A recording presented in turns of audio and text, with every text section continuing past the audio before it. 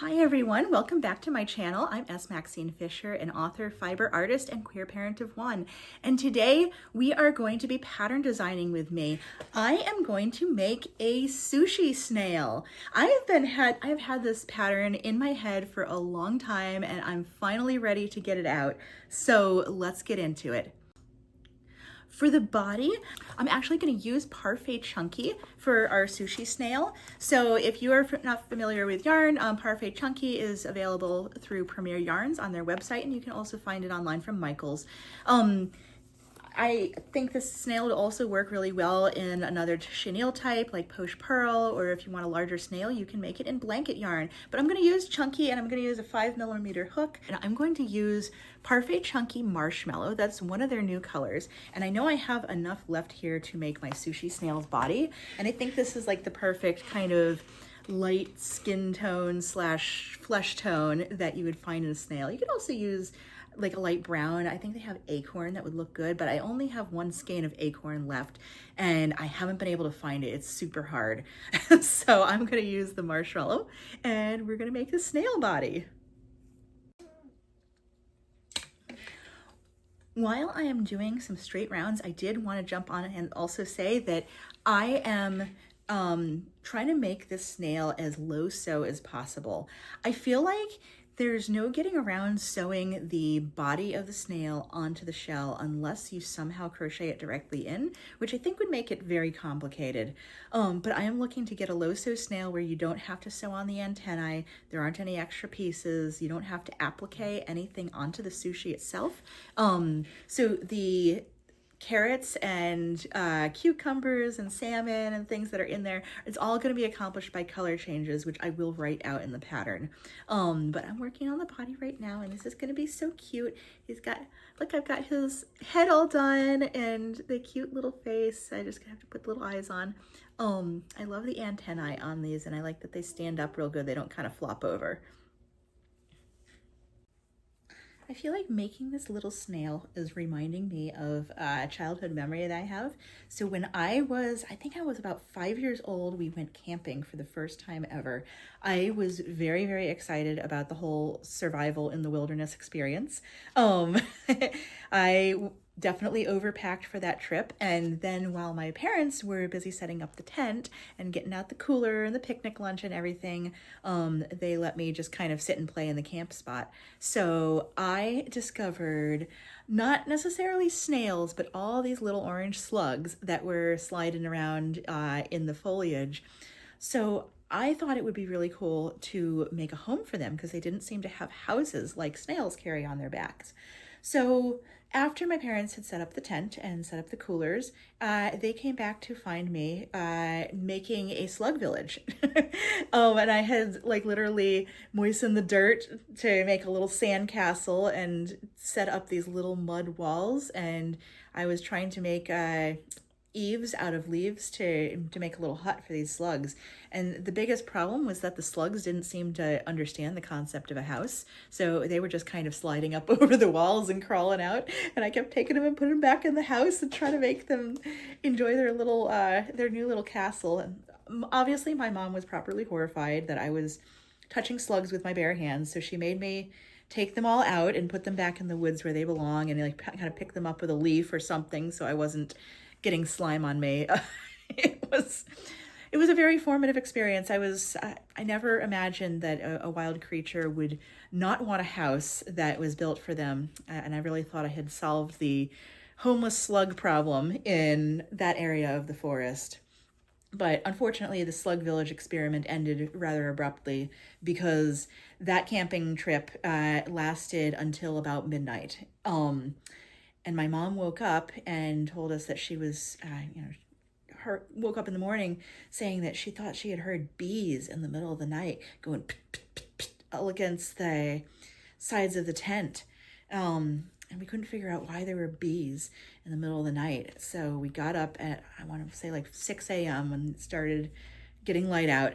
And my parents took a step outside of the tent and they discovered that the cooler that they had nicely laid out on the picnic table with all their food and provisions had been broken into in the middle of the night, and there was some nice big paw prints right in the middle of my slug village. So needless to say, the camping trip ended there. We were quickly packed in the car and escorted off the premises by my freaked out parents, and I learned only afterwards what the actual bees were that had attacked our tent in the middle of that night. So that is my story about the slug village. Now, let's see how this snail's coming out.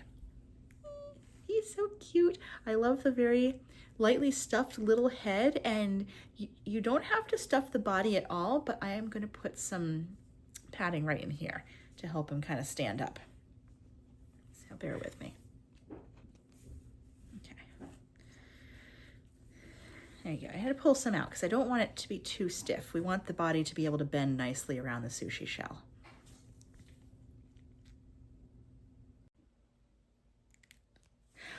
All right, guys, I am done with the body, and look at him. Oh, let me put the camera back a little bit so you can see.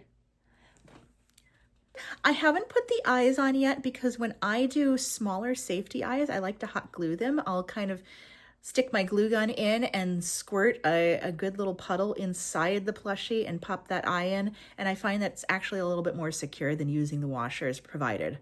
But and it's also easier to stuff because you don't have the little pokey things that you're working around, so you can just kind of put the stuffing in exactly where you want it. But look at it, it's so cute.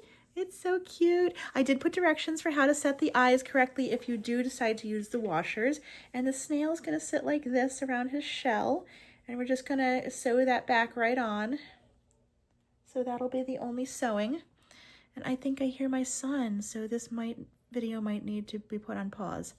Let me show you real quick what I've got for the yarns for the sushi real quick. Where's my yarn end? Oh, it's on my hook. There it is. So I have green. I'm using this lime green from Parfait Chunky, and I wanted to use all Parfait Chunky colors, but this is the only tangerine I had on hand. So this is going to be, I don't know how I feel about this for the salmon color. Now that I'm looking at it, I have Posh Pearl. I originally did this in like a mango because I used the Dollar Tree chenille to do the first draft, and I lost yarn chicken, or I should say I won yarn chicken making one of my fuss-free pet fish, but now I'm out of this yarn. But I did use this for making the salmon and the sushi behind me, so I think it's going to work out fine. I'm going to use this. I'm going to use carrot for the carrot, and it's just going to have 2 different shades of orange. And when I finish the back out, if I run out of the orange, or the tangerine, I should say, I'll just use Posh Pearl and just use the same hook size, and I think it'll work up the same. So let's get into it and let's see if I can do a little sushi center. Okay, I think I hit the baby lottery because I think he went back to sleep. I am going to keep my voice at a moderate level, and I hope you all can hear me, but I really, really want to finish this all in one shot and not wake my son up halfway through. Okay, so one thing I wanted to come on and say, 2 things actually, 2 tips for my patterns. I always write my pattern saying to start in a magic ring, but you do not have to do that. The traditional method of crochet is to chain 2 and then to do your starting round into the first chain, which is the second chain from hook. I'll have it written out in the pattern.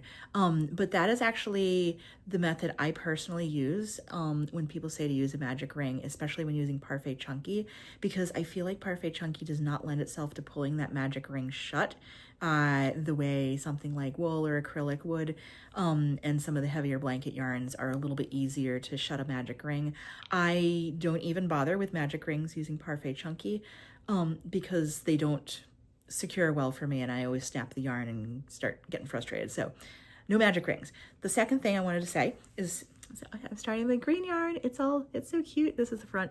So this is going to be the little cucumber, but I am using this technique for color changes whereby if I'm changing the color on the stitch prior, I don't pull the same color through that stitch. Instead, I'm going to take a loop, and I'll show you. I think the next stitch is in carrot. All right, so I'm changing from the green to the carrot, and while still holding my yarn, I am going to take the loop you can see the working end of the carrot yarn and pull it through to close that last single crochet. So you have carrot coming up. This is the front of your work. You're going to have the carrot coming up from the single crochet that you just worked. And now you'll work your stitches that are marked for carrot, and then when you change from carrot to the next color, you'll do the exact same thing. That ensures that this little V, the top of the stitch, is the same color. So I'm going to show you, I'm going to do a single crochet real quick in carrot.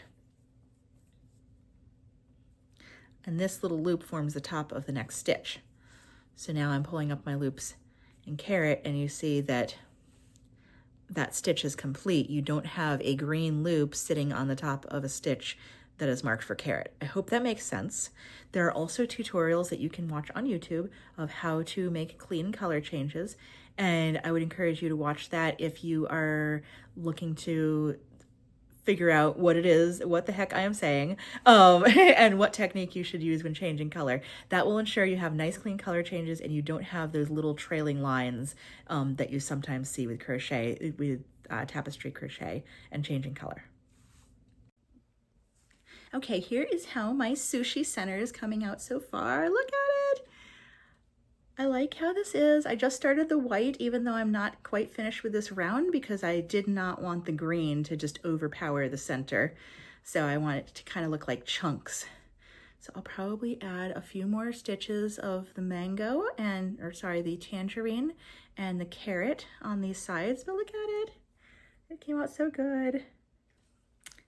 All right, gonna continue around with the white, and I'll see you in a few. Okay guys, I am literally coming on. I'm still working on the sushi center, and I've gotten 2 rounds farther in, but I wanted to show you one more technique.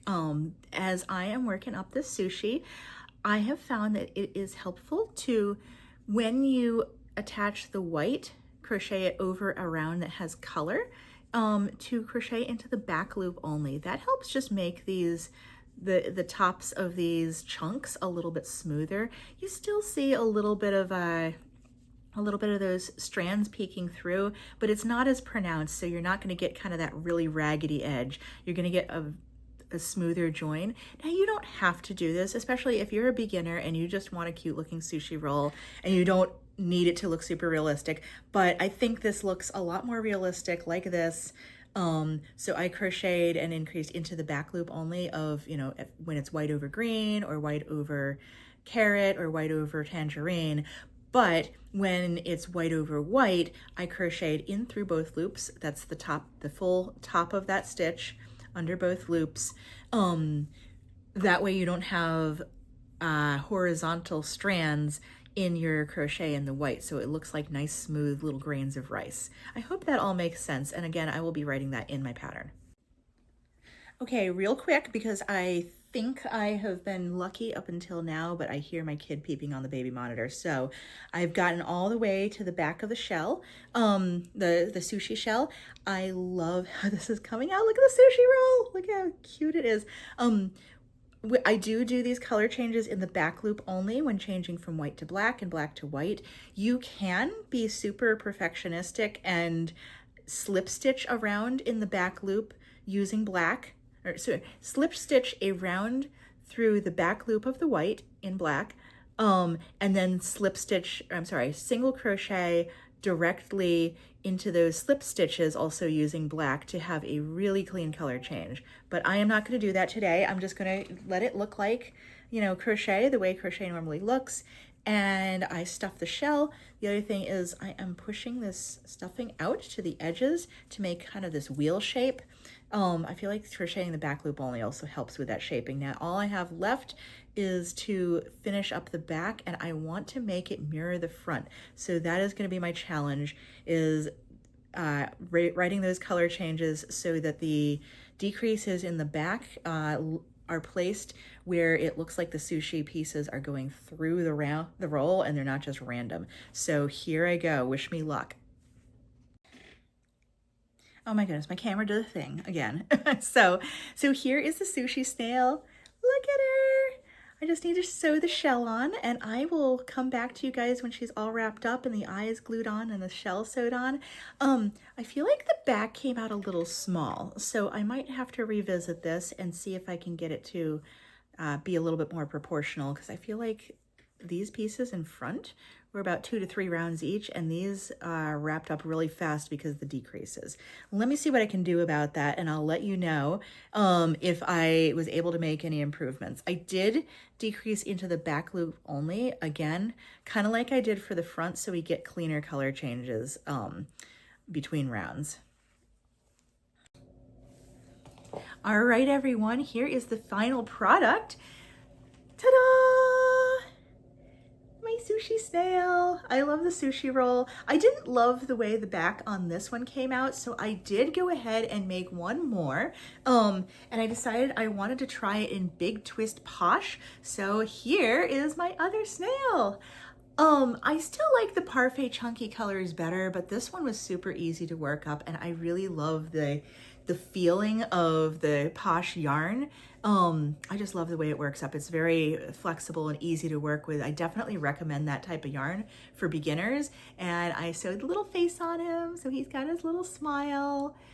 And he's got his little sushi roll. I used a yellow, so it looks like a tamago stick instead, because I believe they have an orange, and it was late at night and I only had the tangerine color, but I like the way this little guy came out.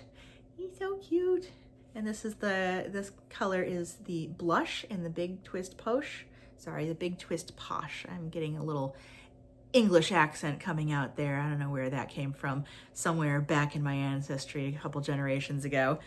So when I put this video up, the pattern will be live, so check out my Etsy. I will link the pattern down below, as well as my Etsy shop, so you can check out my other work. So thank you for watching. I hope you enjoyed this video. If you do, smash that like and subscribe button, and I will see you in the next one. Bye!